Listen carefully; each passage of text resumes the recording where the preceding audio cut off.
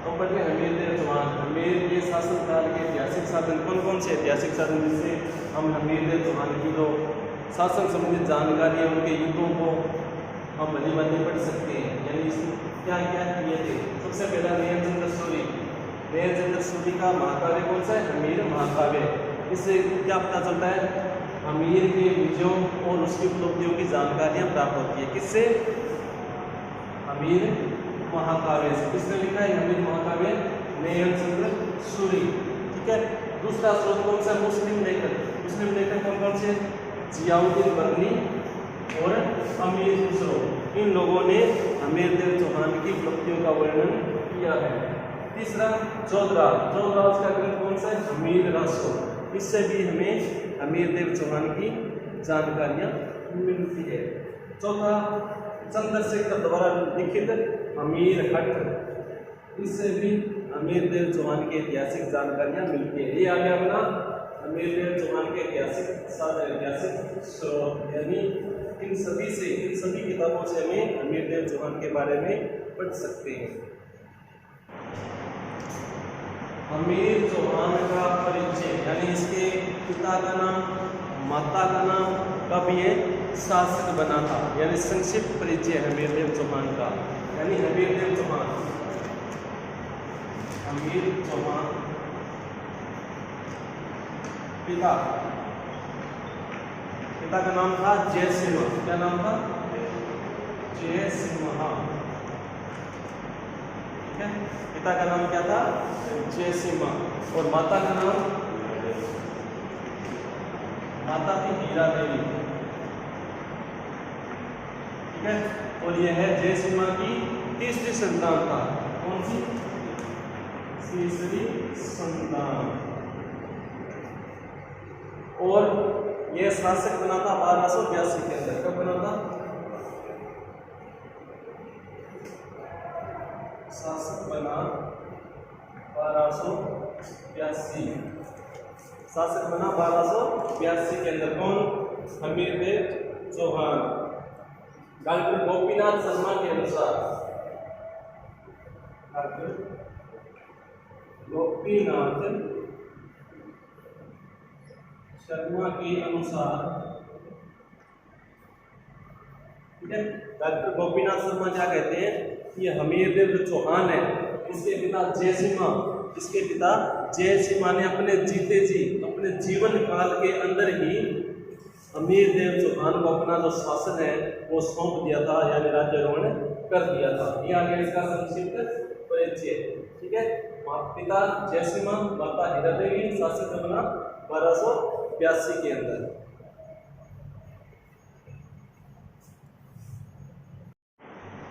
शासक बन गया। अब आता हमीरदेव चौहान की दिग्विजय की नीति, यानी शासक बनते इसने क्या किया? अपने साम्राज्य का विस्तार करना शुरू कर दिया। अब ये क्या क्या कार्य करेगा? कौन से राज्यों को सबसे पहले जीतेगा? यानी हमीर की दिग्विजय की नीति, यानी शासक बनते इसने क्या किया? दिग्विजय की नीति को अपनाया। यानी मैं अपने साम्राज्य के अंदर विस्तार करना शुरू कर दिया। सबसे पहले इसने क्या किया? अपने ही पड़ोसी राज्यों को जीतना प्रारंभ कर दिया। किसने? हमीरदेव चौहान ने। यानी सबसे पहले इसने क्या किया? यानी ये पता किससे मिलता है? हमीर महाकाव्य के अंदर। हमीर महाकाव्य के अनुसार, हमीर महाकाव्य के अनुसार हमीरदेव चौहान ने सबसे पहले अपने पड़ोसी राज्यों को ही जीतना प्रारंभ कर दिया था, यानी अपने आसपास के क्षेत्रों को जीतने का निश्चय किया। यानी सबसे पहले इसने क्या किया? भीमरस के राजा अर्जुन, सबसे पहले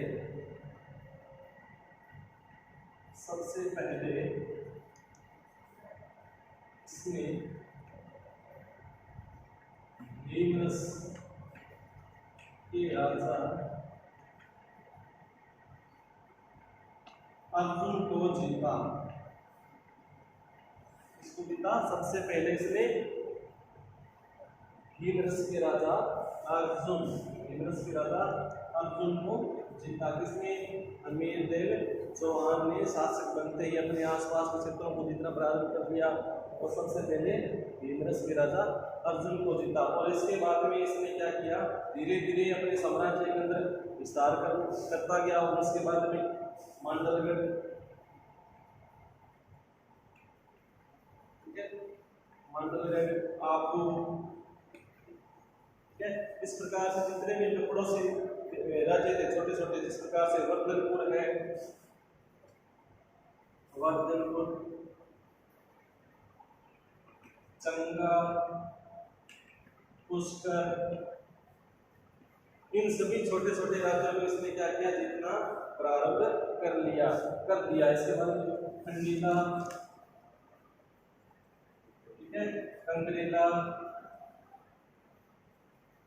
इन सभी राज्यों को जीतना प्रारंभ कर दिया। ये थी इसकी विजय की नीति, यानी शासक बनते इसने क्या किया? अपने साम्राज्य के अंदर विस्तार करना शुरू कर दिया। और सबसे पहले इसने किसे जीता? अपने ही पड़ोसी राज्य भीमरस के राजा अर्जुन को हराया।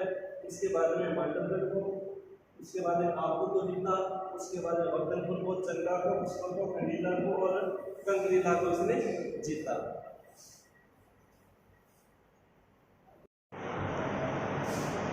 डॉक्टर गोपीनाथ शर्मा,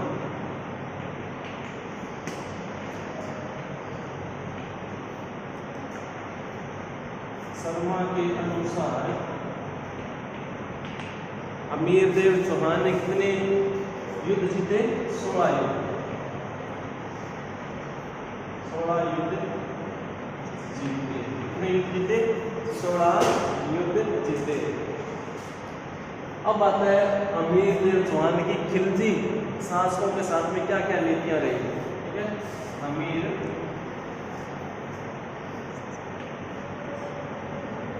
चौहान की खिलजी शासकों के साथ नीति, ठीक है। दिल्ली के अंदर किसका राज था? खिलजियों का। कहां पर है? दिल्ली। दिल्ली में शासक कौन थे? खिलजी वंश। और रणथंभौर कौन सा? नीति। खिलजी शासकों के साथ में नीति, यानी कौन कौन सी नीतियां रही थी इसकी? दिल्ली के शासक कौन थे? खिलजी। यानी पहले कौन था? जलालुद्दीन खिलजी। उसके बाद में आया अलाउद्दीन खिलजी। यानी जो अमीर देव चौहान था, दिल्ली के शासक जलालुद्दीन खिलजी और अलाउद्दीन खिलजी के साथ में इसके युद्ध होते हैं।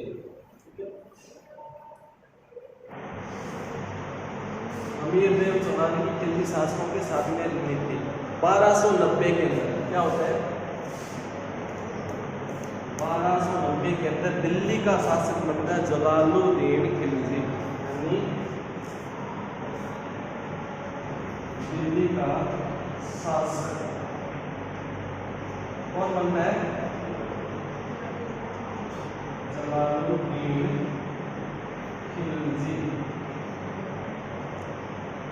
कौन बनता है? जलालुद्दीन खिलजी। अब दिल्ली का नया शासक बना, महत्वाकांक्षी शासक था और अपने साम्राज्य के अंदर विस्तार करना चाहता था। और इधर अमीर देव चौहान जो रणथंभौर का शासक था, कहाँ का था? रणथंभौर का। वो भी एक महत्वाकांक्षी व्यक्ति था, अपने साम्राज्य के अंदर विस्तार करना चाहता था, किसी का गुलाम होकर के नहीं रहना चाहता था। और इसने भी अपनी दिग्विजय की नीति को इसने अपनाया। और इधर ये अपने साम्राज्य के अंदर विस्तार करना चाहता है और इधर रणथंभौर वाला शासक अमीर देव चौहान को भी अपने साम्राज्य के अंदर विस्तार करना चाहता है। इसके बाद में आता है अमीर देव चौहान और जलालुद्दीन खिलजी। अमीर चौहान और जलालुद्दीन खिलजी 1290 के अंदर शासक बना और 1291 के अंदर इसने क्या किया? रणथंभौर को जीतने के लिए रणथंभौर पर आक्रमण करने के लिए सेना को भेज दिया। किसने? जलालुद्दीन खिलजी ने। और जलालुद्दीन खिलजी की जो सेना थी रणथंभौर और दिल्ली के बीच के अंदर जो है ना जाहिल का दल, उस दुर्ग पर अधिकार कर लिया। किसने? जलालुद्दीन की खिलजी, जलालुद्दीन खिलजी की सेना ने। कहां पर? जाहिल के दुर्ग पर क्या कर लिया? अधिकार कर लिया। और इधर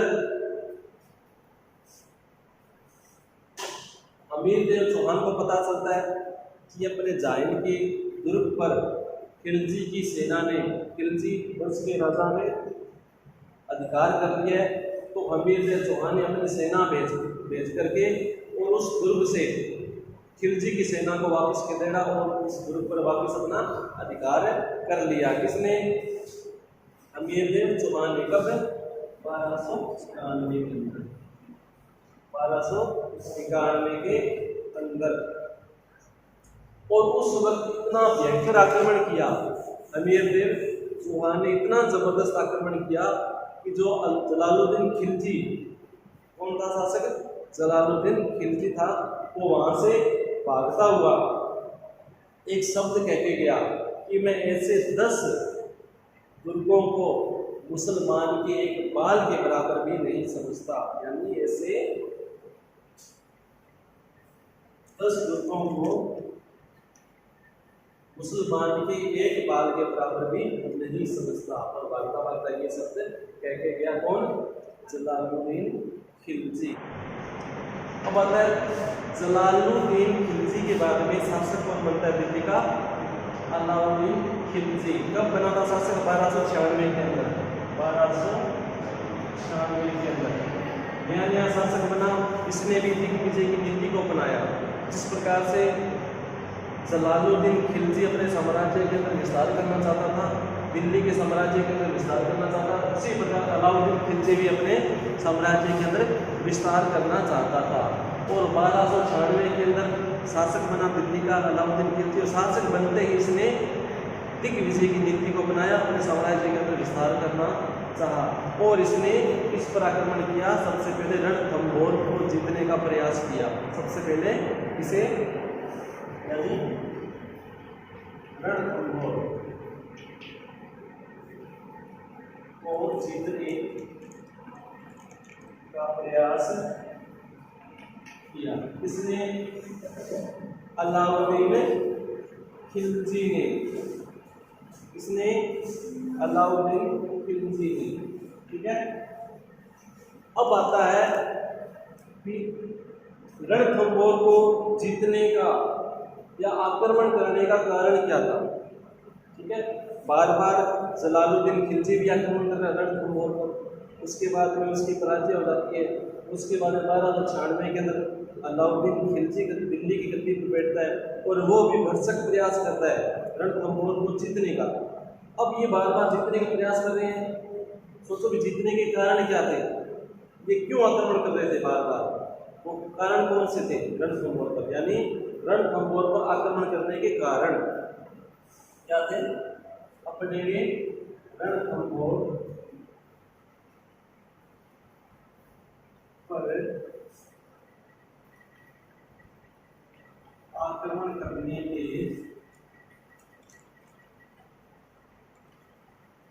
कारण, किसी भी चीज पर हमला करना या लड़ाई झगड़ा करना, उसके पीछे कोई ना कोई कारण होता है ना, कोई ना कोई तो कारण होता है। और इस रणथंभौर को जीतने के कारण क्या थे, आक्रमण करने के कारण क्या थे, वो कारण कौन कौन से थे, उसको हम पढ़ेंगे क्रम वाइज। ठीक है। सबसे पहला कारण कौन सा है? रणथंभौर का सामरिक महत्व। रणथंभौर का सामरिक महत्व।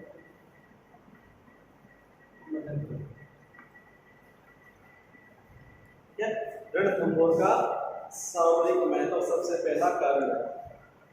देखिए रणथंभौर क्या था, सैनिक दृष्टि से एक बहुत ही महत्वपूर्ण स्थान था। कौन सा?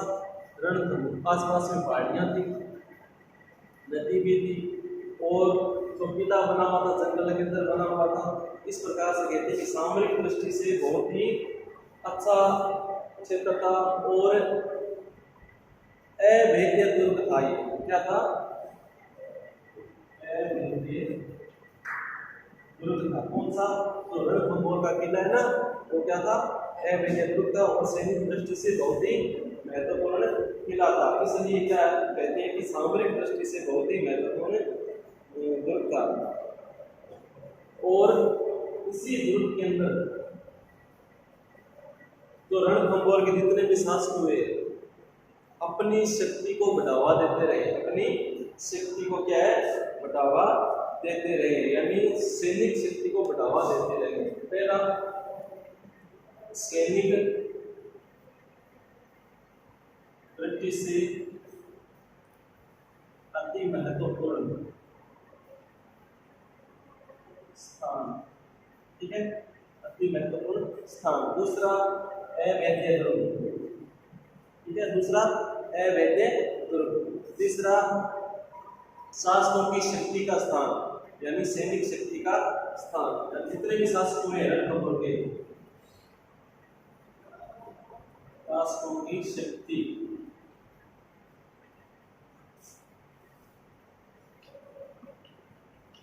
स्थान, क्या है? शासकों की शक्ति का स्थान। या इन्होंने अपनी शक्ति की धाक जमा रखी। इन्होंने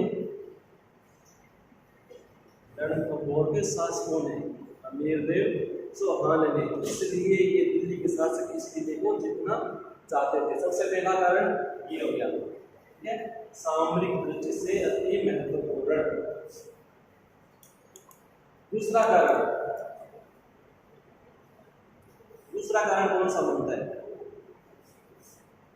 जो अलाउद्दीन खिलजी था, इससे पहले आक्रमण किसने किया था? जलालुद्दीन खिलजी ने।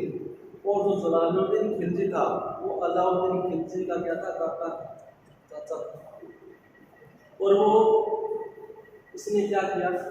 उसको पराजय का सामना करना पड़ा था, अमीरदेव चौहान से हार गया था। ठीक है, और दूसरा कारण होता है कि अलाउद्दीन खिलजी जलालुद्दीन खिलजी की पराजय का बदला लेना चाहता था। दूसरा कारण, यानी अलाउद्दीन खिलजी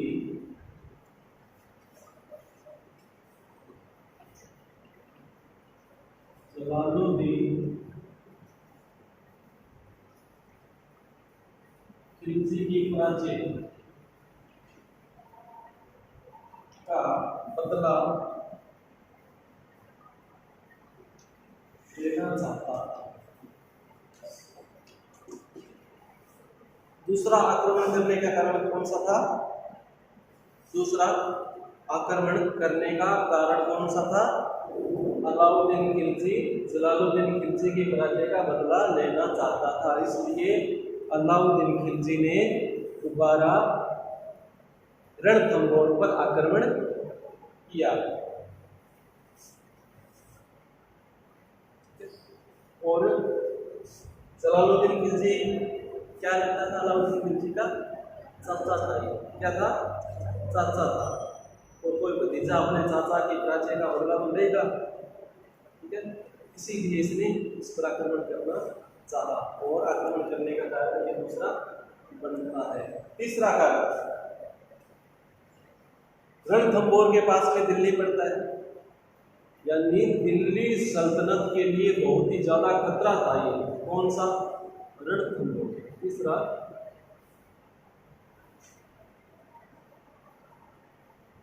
दिल्ली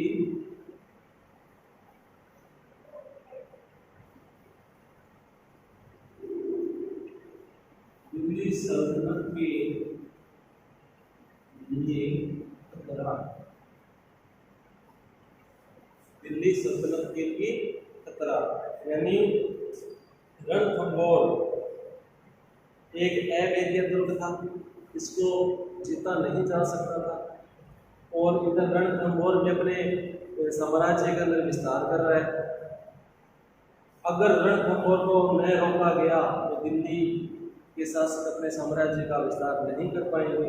इसलिए दिल्ली सल्तनत के लिए बहुत ज़्यादा खतरा था ये। कौन सा? रणथंभौर। कौन सा? रणथंभौर।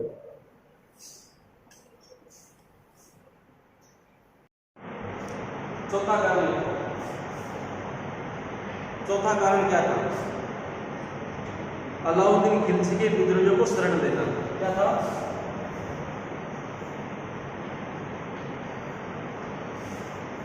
अलाउद्दीन खिलजी के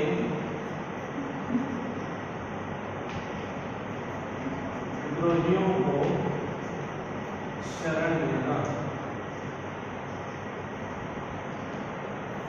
अलाउद्दीन खिलजी के विद्रोहियों को शरण देना यानी अमीर देव चौहान की नीति थी, जो भी कोई उसके शरण में चला जाता था तो वो उसको पनाह अवश्य देता था। ठीक है। और उस वक्त क्या थे? अलाउद्दीन खिलजी के 2 विद्रोही थे। अलाउद्दीन खिलजी के 2 विद्रोही थे जिनके नाम थे मोहम्मद शाह और कहबुर खां। क्या नाम थे? मोहम्मद शाह और कहबुर खां। और वो दिल्ली से भाग करके किसी की शरण में चले आए थे? रणथंभौर के शासक अमीर देव चौहान की शरण में आ गए थे। और तब पता चला अलाउद्दीन खिलजी को कि तेरे पास है मेरे 2 विद्रोही है, मेरे साथ में झगड़ा करके आए और तेरी शरण में है, तू मुझे वापस लौटा दे। तो अमीर देव चौहान ने कहा कि जो भी मेरे शरण में आता है मैं उसकी सहायता अवश्य करता हूँ और तेरे विद्रोहियों को मैं वापस नहीं लौटाऊंगा। ठीक है। कौन कौन से थे? मोहम्मद शाह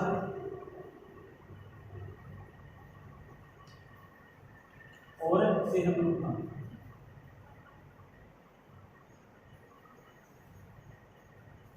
कौन कौन से विद्रोही थे? मोहम्मद शाह और कहबुर खां। किसके विद्रोही थे? अलाउद्दीन खिलजी के। किसकी शरण में आ गए थे? अमीर देव चौहान की शरण में आ गए थे। और जब पता चला अलाउद्दीन खिलजी को कि मेरे जो 2 विद्रोही है, मेरे 2 दुश्मन विद्रोही है, किसकी शरण में चले गए? अमीर देव चौहान की शरण में चले गए। और खिलजी अलाउद्दीन खिलजी ने संदेशा भिजवाया कि अमीर देव चौहान मेरे विद्रोहियों को वापस कर दें। लेकिन अमीर देव चौहान ने इनकार कर दिया कि मेरी शरण में जो भी आता है मैं उसकी सहायता अवश्य करता हूँ। और मोहम्मद शाह और कहबुर खां को वापस लौटाने से इनकार कर दिया, जिससे अलाउद्दीन खिलजी और भी ज़्यादा नाराज हो गया और इसने आक्रमण कर दिया। किस पर? रणथंभौर पर। यह आता है चौथा कारण। पांचवा,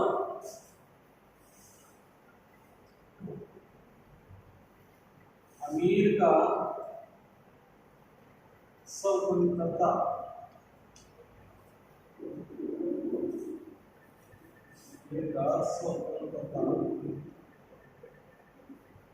के प्रति प्रेम। स्वतंत्रता के प्रति प्रेम किसका? अमीर देव चौहान का।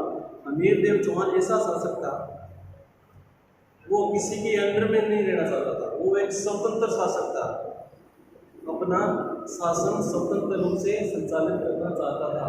ठीक है। और इधर जो दिल्ली के शासक थे वो रणथंभौर को अपने अधीन समझते थे। यानी अमीर देव चौहान स्वतंत्र रूप से शासन करना चाहता था। और इसने क्या किया? जितने भी जो दिल्ली सरकारी टैक्स लगा रखे थे, यानी जो कर लगा रखे थे, उन सभी करों को देने से इनकार भी कर दिया था। किसने कर को देने से इनकार कर दिया? किसने किया? अमीर देव चौहान ने। चेतो रखो थोड़ो कटा घूमो है दिल्ली उठ गया। ठीक है। ये था 5वां कारण। बाकी कल करेंगे। ठीक है।